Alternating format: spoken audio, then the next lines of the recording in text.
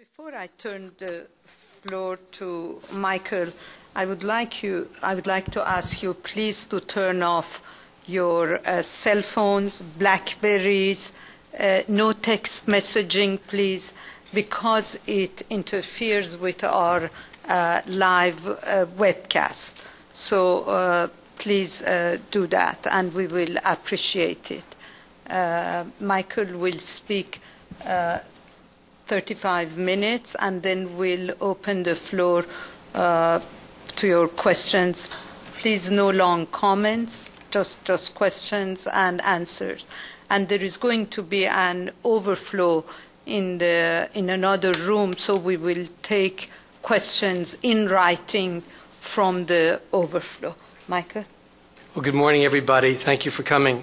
I just want to explain first what I'm going to do, because I don't want to be tedious. I kind of want to lay out how we got here and where we're going. And my overall theme is that this is the end game of the Iranian nuclear crisis, that a military attack is not imminent, and that there is surprisingly a chance for a settlement, which will not be immediate, but could be in the months to come or the years to come.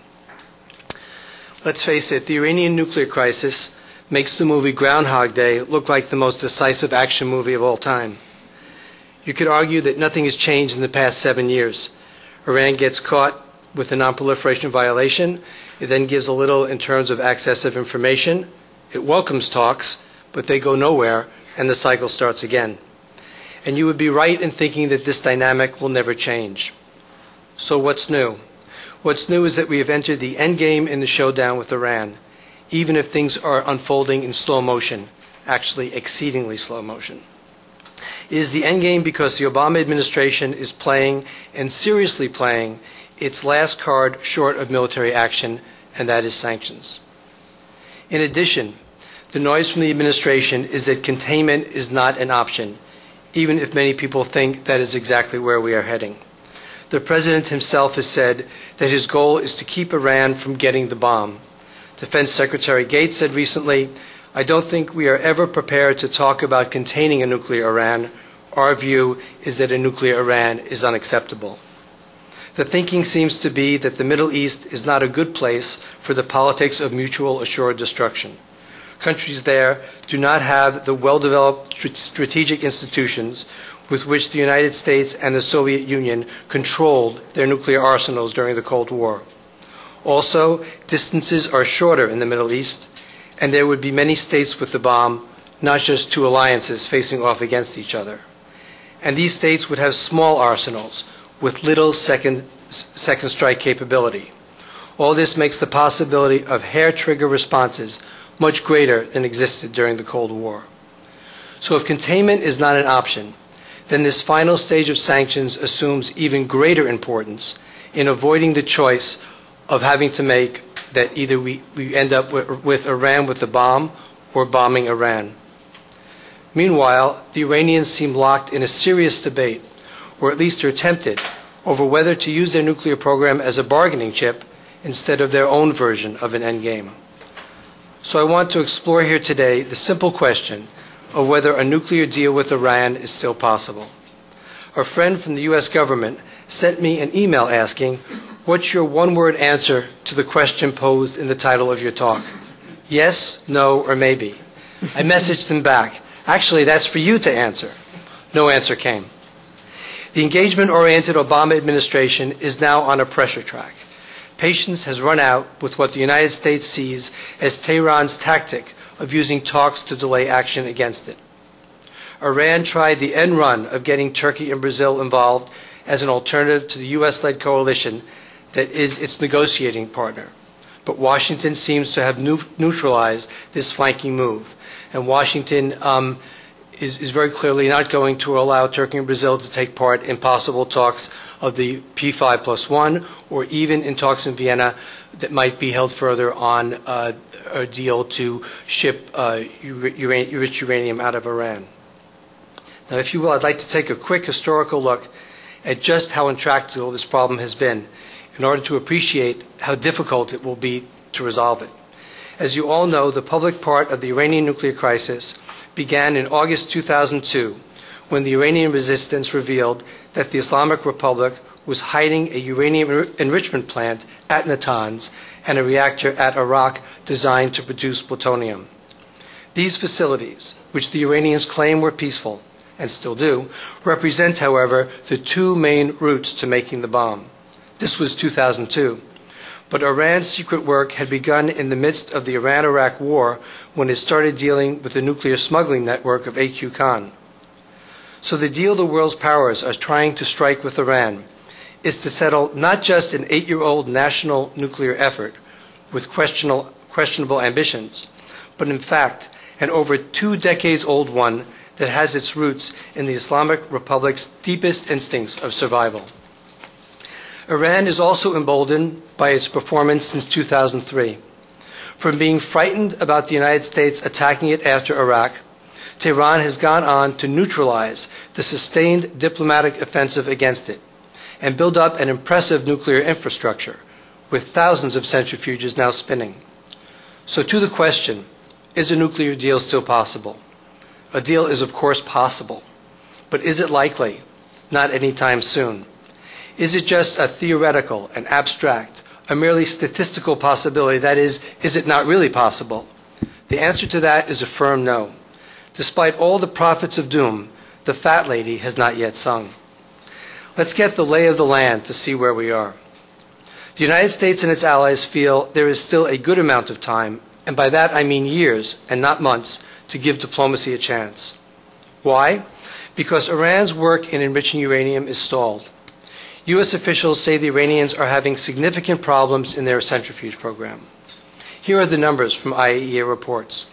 Iran had 4,900 centrifuges spinning with uranium gas to enrich in June 2009, and only had 3,936 doing this last May.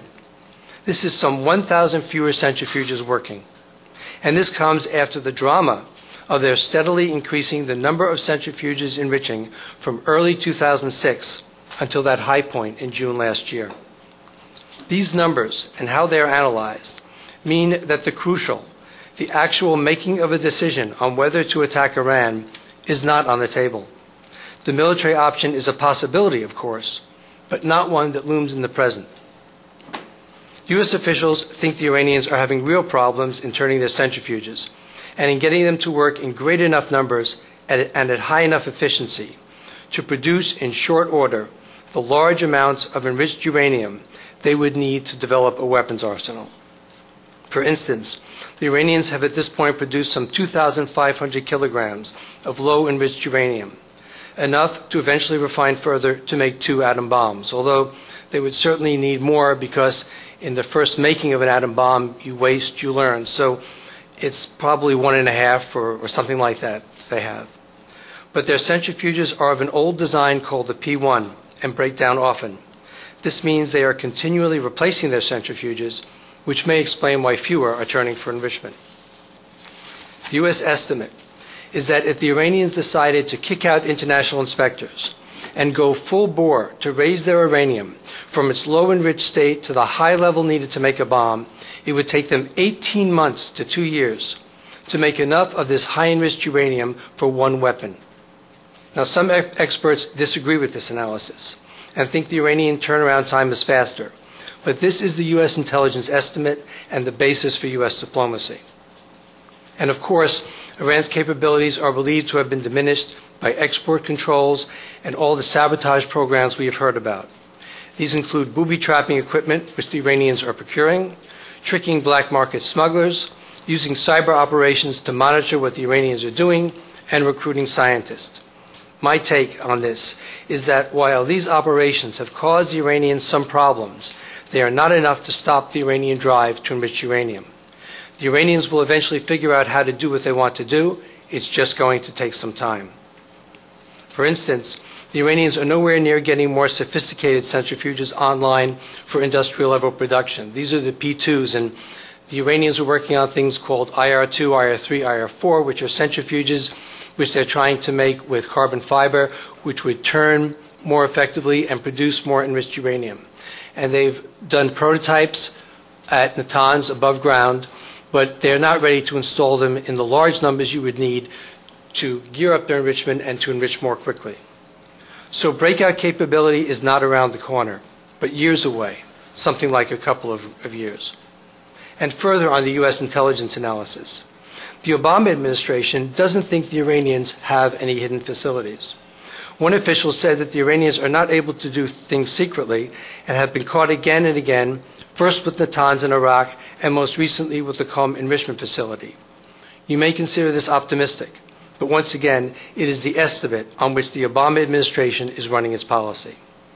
And Israel shares the U.S. opinion about Iran's centrifuge capabilities, even if the Jewish state has a darker view of what Iran's intention is. Israel has no doubt that Iran is seeking a weapon, while some in the West think Iran may just be trying to get the breakout capability.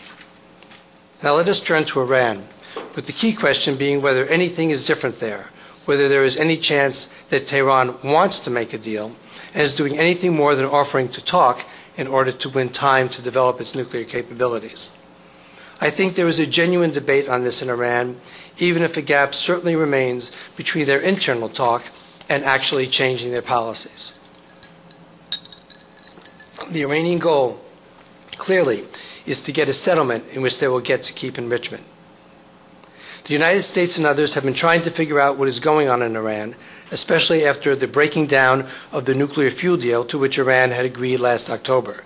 And this was a deal where they needed fuel for a research reactor in Tehran, and the fuel would be to make medical isotopes. So the United States proposed that Iran would ship out what at that point was almost two-thirds of the uranium they had as a confidence-building measure to show that they are not seeking a weapon because they would be giving up uranium that they would be using to get a weapon, and that this would open the door to talks. And in October, when they met in Geneva, there were meetings, direct meetings with the Iranians and the United States, and the Iranians in principle agreed to do this. But the deal broke down because when the Iranian nuclear negotiator went back to Iran, and the deal was sponsored by President Ahmadinejad, domestic politics with other people working to torpedo the deal kept it from taking place. And one view at this point is that Iranian President Ahmadinejad is seeking engagement, while the Supreme Leader Ali Khamenei is backing off from this after originally backing the October deal. One Iranian source told me that Ahmadinejad championed the October deal, but because he thought it would be a victory for Iran because they would implicitly get the right to enrich uranium. But others inside Iran didn't agree and thought Ahmadinejad was giving away too much. And to the debate about whether it was just domestic politics or not, there actually was an analysis of the deal by Iranians in the government, and they decided that it was not a good deal for Iran. While U.S. officials will not talk to the issue of an eventual deal under which Iran can enrich uranium, it seems clear what the shape of a final agreement would be.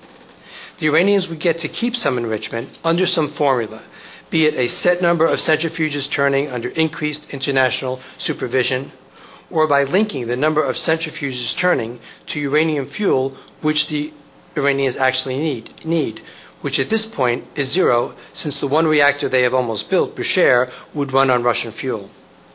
A thorny issue is that Iran has started enriching uranium to 20%, a higher level, much closer to weapon grade.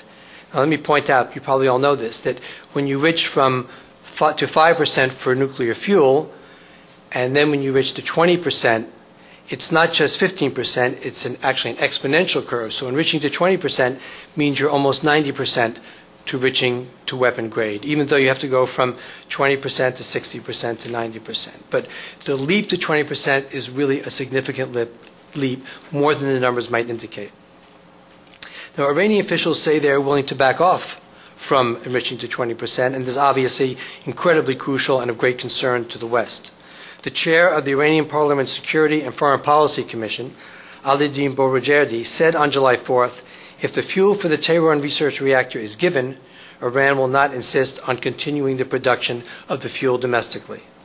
And both Borujerdi and the head of Iran's Atomic Energy Commission, Ali Akbar Salehi, are on record stating that Iran prefers to buy 20% enriched uranium rather than to produce it at home. U.S. officials, meanwhile, say they are not willing to accept even one Iranian centrifuge turning, as UN Security Council resolutions have have repeatedly called on Iran to suspend enrichment. U.S. strategy at this point is to build up leverage by imposing as many sanctions as possible. And the United States insists that Iran comply with the UN resolutions, which call uncategorically for Iran to suspend enrichment. But these resolutions never say how long the suspension should be. So that is negotiable, and of course would leave room for a face-saving compromise if the two sides were ever serious about negotiation. And please note, the Bush administration was ready to accept a compromise that would have allowed for Iran to spin some 3,000 centrifuges. Of course, things never got this far, as Bush diplomatic initiatives fell completely flat with Iran. But I have spoken to former Bush officials who made this very clear to me. We are still a ways from a deal due to the mistrust between Iran and the United States. New talks, which would start in September, if they start, are not expected to be dramatic. One diplomat told me the goal of a September meeting would be to have a second meeting. In other words, the success of the first meeting would be that there would be another meeting. And that goal was not accomplished in October, and that was the original goal of the meeting in October, but there was this great surprise of this nuclear fuel deal. The United States and its allies think at least 6 months of increased sanctions will be needed before there can be a hope that the Iranians will change their behavior. But the key is that there is possibly flexibility on both sides. Flexibility enhanced, I believe, by the fact that things are coming slowly to a head. If the United States were ready to strike a deal on enrichment, it would have three main concerns. The first is to keep the amount of LEU in Iran limited. The second is to monitor this with intrusive inspections. And the third would be to clear up all concerns about weaponization work in Iran. The weaponization work is the one lingering issue in the IAEA investigation of Iran, and that is a concern that Iran, concurrently with developing the ability to enrich uranium, is carrying out research on how to put a warhead on a missile, how to explode the warhead, and above all, how to miniaturize any nuclear bomb that might wake so it would fit on top of a missile. Now, is there Iranian flexibility on these points? I think the Iranians might deal as long as their right to enrichment were honored. They did this in November 2004 in the Paris Agreement, under which they suspended uranium enrichment for a year, until resuming this nuclear work a year later as diplomacy broke down. The key point for the Iranians in that agreement was the recognition of their right under the NPT, quote, without discrimination, and this is code for the right to enrich. Iran has been open to intrusive inspections in the past, although they do chafe at being treated more harshly than other countries which have signed the Nuclear Non-Proliferation Treaty. Verifying weaponization will be the toughest point, both because it is the most sensitive part of their nuclear program and because the Iranians fear the West would use this as a wedge to spy on their whole military program. It is obviously still a stretch to get this sort of deal. A key is that the choice for Iran's Supreme Leader Khamenei is whether to engage in a sort of selective engagement where he resolves the nuclear issue without reconciling with the United States. And I think there is a debate going on in Iran about whether to have selective engagement or comprehensive engagement. And surprisingly, it may be Ahmadinejad who may be pushing for a comprehensive engagement where the nuclear issue would just be part of a large number of issues discussed, and there would be moving towards normalization of relations with the United States. But Khamenei seems to be against comprehensive engagement, with the argument being that losing the United States as an enemy could threaten the survival of his regime. Leverage through sanctions and other measures is clearly designed to get Iran's supreme leader to the point where he drinks the poison chalice of selective engagement. Poison chalice being when Khomeini agreed to end the Iraq War, even though they had vowed, to end the Iran-Iraq War, even though he had vowed to fight to the end and to defeat Iraq decisively. No one can say for sure if both sides genuinely want to compromise over this issue. But after so many years of stalemate and of stillborn diplomacy, one could say that there is surprisingly enough groundwork for a deal. The United States clearly wants to avoid being forced to choose between going to war to stop Iran from having the bomb or having to accept an Iranian bomb. Iran, having learned how to enrich and having its right to do this affirmed, may calculate that a deal is better than risking war or economic collapse. And of course, the U.S.-led drive to crack down on Iran's nuclear ambitions depends on continued support from Russia and China, as well as from businessmen in the European Union who need to honor sanctions, and even businessmen in Japan, South Korea, and Australia. So sorry, U.S. government official, I don't have the answer. But it is somewhat encouraging to note that the frustrating stalemate of the face-off with Iran is, even at this late date, not as much of a dead end as some might think. Thank you. Thank you very much, Michael. We'll now open the floor to questions. Michael, explain the difference between the proposal of October, Geneva, October, Vienna, and the Turkey and Brazil proposal. I mean, why were the Iranian receptive in October? We know why they were not, and then why did the American then decided not to accept the Turkish Brazil proposal? Okay, the proposal in October, which was really surprising that it was proposed, and really surprising that it was accepted by Iran, was for Iran to ship out about 2/3 of the low-enriched uranium which they had produced at that time. And as I said before, the idea was that it would, first of all, Iran would send this uranium out to be processed into fuel, the fuel they need for their research reactor in Tehran. At the same time, by shipping out the fuel, it would show that they only are interested in the peaceful use of nuclear energy, because they wouldn't want to keep it to make a bomb, and it would leave them with much less uranium than they could possibly use to make a bomb. In 2 stages, no? First to Russia, then to France. Right. It would go to Russia to be processed to 20% and go to France to be processed into fuel, because making it to fuel is difficult, and the Iranians do not have the technical capability to do that, even if they could enrich to 20%. But this was a confidence-building measure, which was part of a larger package, which is that Iran would allow inspectors to visit Qom, the site which was discovered and where they were building a secret enrichment site, and it would lead to a full round of talks where Iran would discuss the nuclear issue with the P5+1, the P5+1 being the 5 permanent members of the UN Security Council plus Germany. So it was a step in a stage. Now what happened is that even though Iran agreed in principle to the proposal, when they went to negotiate it in Vienna a few weeks later, things fell apart. And Iran was originally unhappy that France would be involved, because the French had made enriched uranium for them in the past and not delivered it. And then eventually there was a lot of sniping in Iran with opposition figures, and even Larijani, who's the Speaker of Parliament, saying that this was not a good deal for Iran. And so it fell apart. And the second part of the package, visiting Qom, the Iranians allowed that. And the third part of the package, having a meeting at which the nuclear issue would be discussed, the Iranians said, we're willing to meet, but we don't want to discuss the nuclear issue. So things fell apart. And then Turkey and Brazil interceded, and they worked out a deal with the same numbers as the October agreement. But by the time they worked out the deal, Iran was continuing to produce enriched uranium, and it was no longer 2/3 of their stockpile, but half of their stockpile. So it was much less effective as a confidence-building measure to show people that Iran was giving up its stockpile of uranium.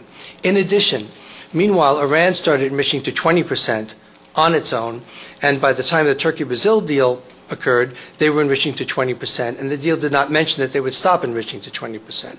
So this was a red flag for the United States, because the goal was to diminish their enrichment capacity, and here they would be increasing their enrichment capacity with the Turkey-Brazil deal. And so that deal has not taken place. The United States, France, and Russia have sent a letter to the International Atomic Energy, the UN nuclear watchdog in Vienna, raising their objections, which are along the lines I mentioned, to the deal, and asking for clarifications. And have also said that they're not excluding the deal, but it would have to be a revised deal to meet current conditions. And that's where we are. In the meantime, I think both Turkey and Brazil will be stepping down as intermediaries in this, because the United States and its allies firmly reject them becoming a partner in the P5+1 process, and they firmly reject their becoming a partner in the Vienna process. Yes, please, just wait for the mic, please, and also identify yourself. Thank you. A reminder again, please close your cell phones. Thank you. Thank you for your Thank you. words. I'm Orlando Ribeiro. I'm from the Brazilian embassy. Whoops, I'm leaving. And I just wanted to know, why do you think sanctions would help the negotiations?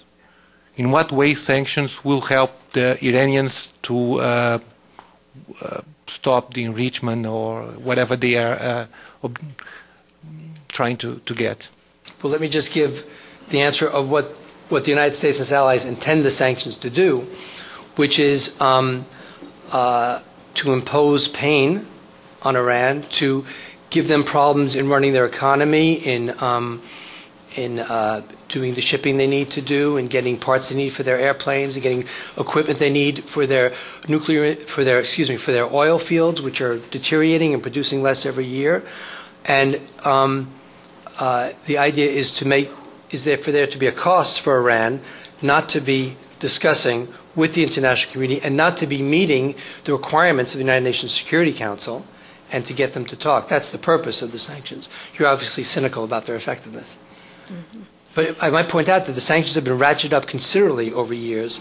And in addition to the sanctions of the United Nations, there are sanctions run through the U.S. Treasury where they discourage companies doing business with Iran. And Iran is definitely bothered, annoyed, concerned by these sanctions. It definitely is causing them much more money to run their businesses than it did without. Whether that is enough to get them to come to the table on the nuclear issue, I don't know. But certainly the U.S. point of view is that sanctions are being ratcheted up, and it's going to take more months for Iran to do enough of a cost to come to negotiate. And what I was trying to bring across and what I was saying is that there is a way in which, without saying that the sanctions have caused us to do this, it certainly is a cost to them. And if it's a cost that they start not wanting to bear, there is a face-saving way in which we could go forward, which I'm convinced the United States would accept, in which Iran would keep some enrichment capability, because realize that enrichment is a right under the Nuclear Non-Proliferation Treaty. So Iran is saying, hey, we have a right to do that in a treaty everybody signed, and which has been reaffirmed in New York just recently. And I think that actually is something the Americans could live with. But if you speak to any U.S. official at this point, he'll say, no, we won't discuss that, because they're trying to strike a deal, and you first got to say no deal, and then it's something to work out. So I think that there is cynicism about whether the sanctions can be effective, but you can't deny that they are bothering the Iranians, as well as Brazil, obviously. Yeah, in the back, please, Kendra. Yes, gentlemen.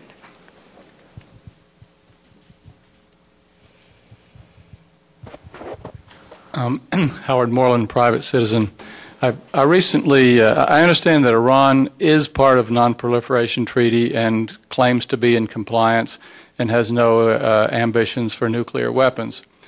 But our policy assumes that they are trying to get nuclear weapons. And I recently attended a seminar in Capitol Hill in which the panelists all agreed that Iran does want nuclear weapons simply because Israel has them. And to what extent is that argument factored into discussions about our concern over Iran? Okay. The reason Iran, first of all, a little bit of the history, Iran was discovered in 2002 with two sites, Natanz and Iraq, which are the two routes to making a nuclear weapon, uranium, plutonium, which they had not declared to the International Atomic Energy as they are obliged to do, although Iran has legal arguments to dispute that. And then an investigation began of 18 years of hidden Iranian nuclear work. And in February 2006, the IAEA found Iran in non-compliance with the Non-Proliferation Treaty and referred the issue to the UN Security Council.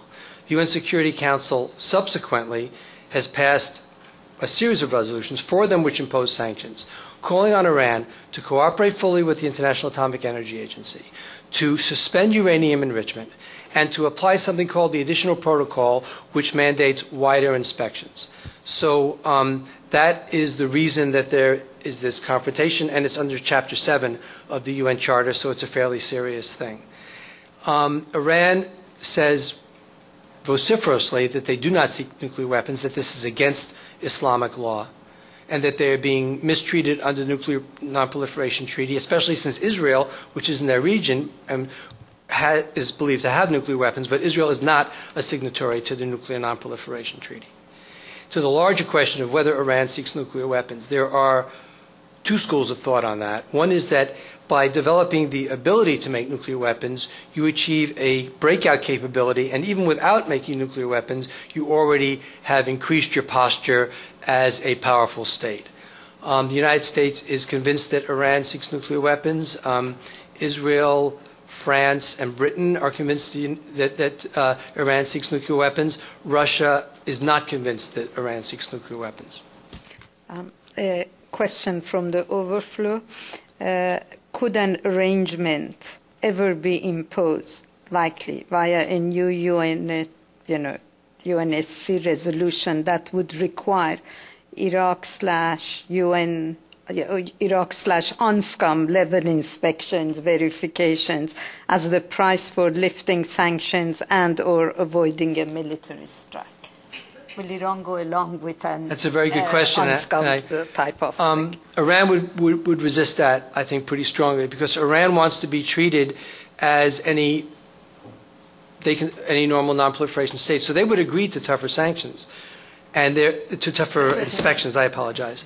They would agree to tougher inspections, and they have had tougher inspections in the past. Before February 2006, when Iran was referred to the UN Security Council, they were applying the additional protocol, even though it hasn't been ratified in their parliament. And in addition, they were applying something called transparency measures, which are even beyond the additional protocol, which allowed people to go to, which allowed inspectors to go to military installations to raise all sorts of questions about Iran's nuclear program. There has never been a question of an UNSCOM type of activity in Iran. And when you think about the kind of military Iran has, the fact that they are not a defeated nation, I think it's highly unlikely that they would agree to that. Yes, please. Mike. Please.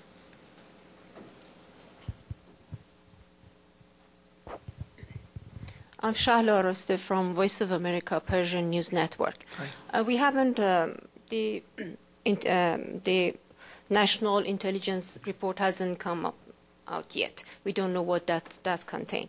But already there are talks about Iran trying to gain capability of electromagnet pulse attacks, which can cripple the communication system in the US and maybe other parts. So if they agree to negotiation over the atomic issue, how can the world trust them that, as they are simultaneously trying other ways, it's just another way of dragging this issue to gain another capabilities? Well, to do the electromagnetic pulse attack, you need a nuclear weapon. And you have to get it very high up in the atmosphere over the United States to make it work. So that would involve them having the bomb, which they don't have yet, and which the whole process is intended to stop them from getting. And the sort of deal that might be struck in the end would be letting them enrich uranium, but with guarantees that they could not weaponize and that they wouldn't be doing it. So that, it's not as if they don't have the bomb yet, so they can't do that particular attack. Another question from the overflow, please. What do you make of the Obama administration's recent use of the phrase of, quote, Iran's nuclear weapons, unquote, program as opposed to nuclear program? This Iran's nuclear weapons program as opposed to nuclear program. I'm not sure to what he's specifically referring, but the 2000 National Intelligence Estimate said specifically that Iran has ceased in 2003 its weaponization work. It didn't say that they ceased having weapons ambitions, but to build a nuclear weapon, you have to have the material. That's the most important part. That's the enrichment program. And you also know how to turn it into a weapon. And then really the most important thing is you have to know how to put the weapon on top of a missile. And of course, Iran has a very developed missile program. But I think the official position of the Obama administration is that Iran, at this point, does not have a weaponization program. And since you're all wondering about the National Intelligence Estimate and when it's coming out again, it's being delayed, obviously, and who knows if and when it will come out. But I think the feeling in the administration is that they're not going to go really 100% against the 2000 NIE if they put out a revised estimate. It will be more along the line of they may have been doing some feasibility studies, because you can always do stuff with computers. But I'm not so sure that the overall U.S. position is about to change on that. Don? Yeah.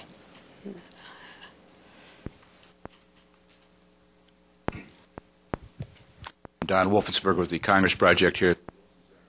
Michael, you did not talk at all about the latest legislation that Obama signed into law about a week ago or so, and it's a bill that the administration had earlier objected to because they said the sanctions went too far. They extended to refined petroleum products and so on. Can you explain a little bit why the president signed that? Is there gamesmanship involved here? Was it watered down some? What's going on there exactly? Well, I think after all the politics, they had no choice. The administration certainly did not like that bill when it first came up because they feel that it's the sort of thing that could cause distress to the population and not be as targeted as they want the sanctions to be. Also, there's a theory that we're doing Ahmadinejad a favor by cutting off refined products because the Iranian state sanctions gasoline in Iran, and this would give them a chance to lift the sanctions and make the United States the enemy. Just one information note, Iran surprisingly has to import about 40% of the gasoline it uses because they have a limited enrichment capacity. And I think that the political atmosphere was such that once the UN sanctions resolution was passed and once the bill was passed, Obama couldn't go against it. Yes, just one more thing, that there is, in terms of sanctions, there are the sanctions of the UN, and then there are the sanctions which countries do unilaterally. And always part of the U.S. push was that there would be sanctions of the UN, and that these would be a sort of green light for further sanctions by other countries. And those sanctions passed by Congress go in that sense. And we're waiting right now for the European Union to come out with a whole bunch of sanctions of their own, especially targeted against banks and financial institutions, and that should be happening before the end of the month. And then I think the game plan is to move on and get Japan, South Korea, maybe Australia also to oppose tough sanctions, so that Iran is facing ever wider and ever tougher sanctions. How much, my name is Stephen Shore, how much of American opposition to the possibility of Iran having nuclear weapons is to Iran, and how much is it to this particular government? That's a great question. That's a really great question. First of all, the Iranian nuclear program is a creation of the United States. After the Second World War, then President Eisenhower, frustrated by the ability to control proliferation because so many states were going nuclear, came up with something called the Atoms for Peace program. And under Atoms for Peace, the United States took an active role in both creating the International Atomic Energy Agency and in promoting the civilian use of atomic energy worldwide. And one of the first clients was Iran, and in fact, the Iranian plan is to have 23 nuclear reactors. Guess who came up with that? It was General Electric. And the United States was very active in both helping the Iranians develop a nuclear program and in selling them the reactors and materials they would need to do that. And then, just a little bit of history, then in the 70s, India exploded a nuclear weapon. And there was great concern, what have we done? We're putting all this technology out there, and we're helping proliferation instead of fighting it by making people happy with civilian energy and not thinking they needed to have a bomb.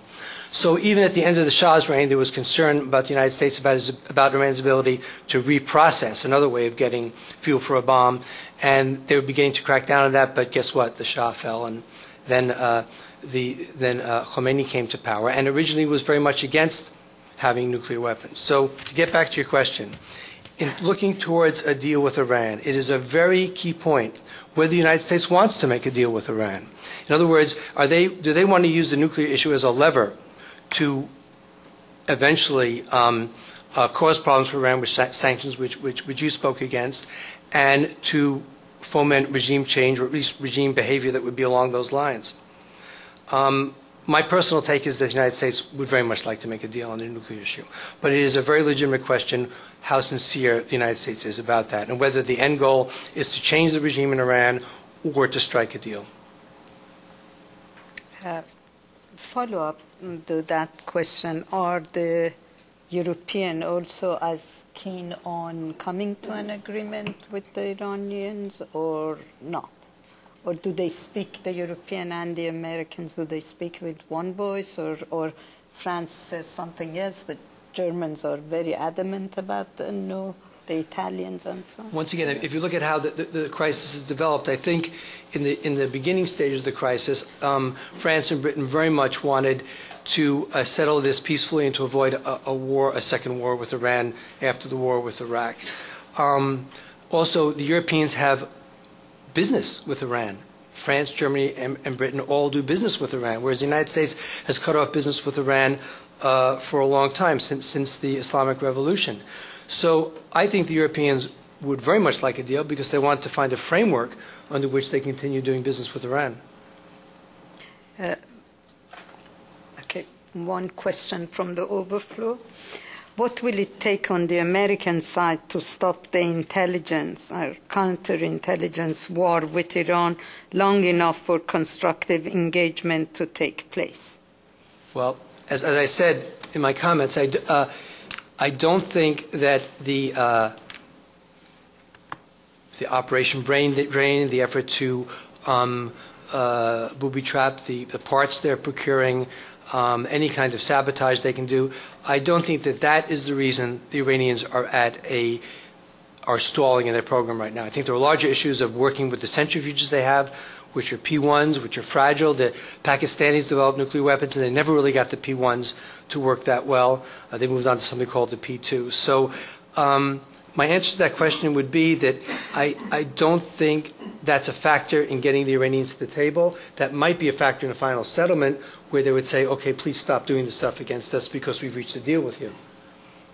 Okay. Yes, please, just wait for the mic. Thank you.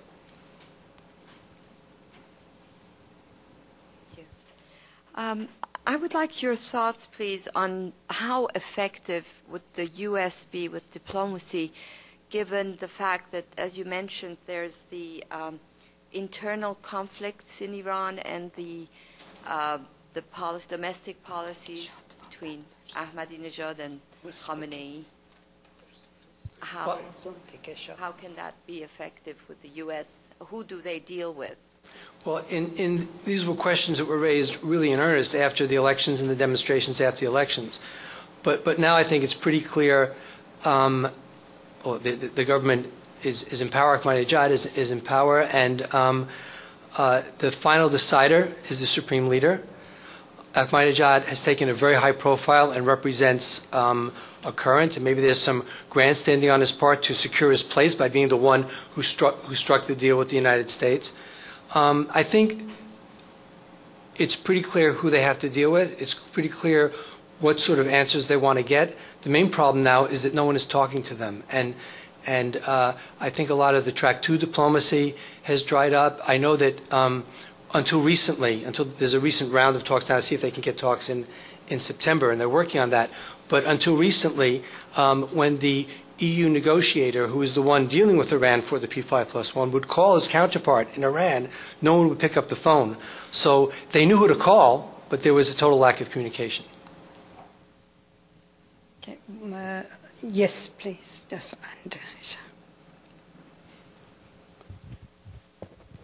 Yes, my name is Reimer Klüver from the German newspaper Süddeutsche Zeitung. Mr. Adler, one question. Where do you think does this talk on the military option come from? This has been recently cited, for example, by Joe Klein. That's one of the reasons that we wanted to do this presentation, because at a time when everybody's talking about sanctions, at a time when everybody seems to think that the bombers are going to be in the air tomorrow, I don't think that's happening. For instance, there was a report that Israel had done a logistics staging in the Saudi Arabian desert and was preparing to go into Saudi airspace for an eventual attack. I'm almost 100% certain there is no such thing happened in the Saudi Arabian desert. So there's a lot of talk going on, but what I find ironic, and once again why we wanted to do this presentation, is that this is one of the times when a military strike is less likely, because both Israel and the United States are convinced that the development of the Iranian program is such that that threat is in limbo for now, and that there's time for diplomacy, and that there's a need for diplomacy, because the alternative of going to the military option is something no one wants, because there are so many unintended consequences that could flow from it. Thank you. Yes, please. Yeah. Frank Ruddock from the Canadian Embassy.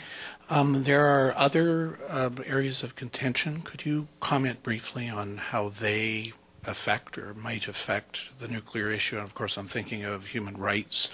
We had the egregious example of 10 days ago, Iran's support for Hezbollah, their regional role. There are the consular cases with detained Americans. This has been a big issue since the elections, as to whether the Obama administration should step out more on this, on whether it is morally correct to deal with a government which has suppressed its people in this way. And the administration clearly never wavered on their decision to pursue the nuclear issue for itself. I think the Obama administration is speaking out more and more on human rights violations, but they're not making it a deal breaker for dealing with the Iranians. Some people agree with that, some people don't. But that has been the Obama's administration's take from the worst days of the demonstrations. Hamas and Hezbollah. In terms of? Yeah, whether. Well, part of the reason the United States, all these countries are the United States, and are so vehement in saying that we must deal with the nuclear issue is they see Iran as a threat, spreading terrorism in the region, being able to put Israel and U.S. troops at great risk. So that adds a sense of urgency and determination to what they're doing. And that may be an explanation why the nuclear issue was always front and center, even though some people are saying the way to deal with Iran is to deal with the overall problems, and not always to say the nuclear the nuclear problem is first and foremost. Michael, you didn't mention even once the name China. Why? Oh. Because it's a player. Fair. I was trying to keep it short. And I can speak about China. China, and thank you for the question. China, as we know, has been the recalcitrant one in coming along on sanctions. They eventually did. But something interesting to note is that they did come along on sanctions, that they were isolated in the P5+1, and that was a tack to get them to that. But there's something else interesting, which I actually learned from a presentation we had here at Wilson, which is that China has already started to diversify its oil purchases away from Iran. And Iran, which last year was the third largest supplier of oil to Iran, to China, is now way down. They're ninth.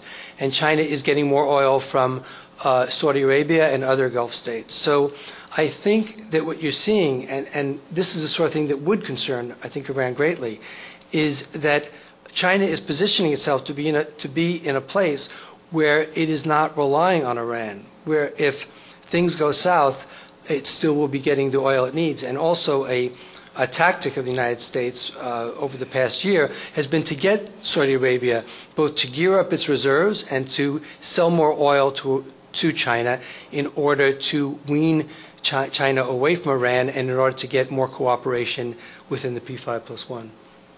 Thank you. Please join me in thanking Michael Adler for this wonderful presentation, and thank you for coming. Thank you.